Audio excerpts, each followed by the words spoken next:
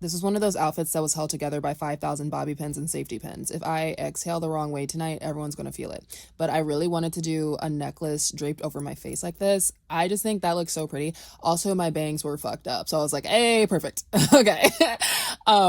This is for a Charlotte Tilbury event. I'm not on theme at all. I'm so sorry, Charlotte. It's garden themed.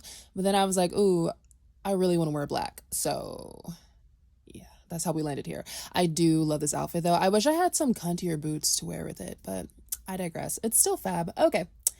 Bye.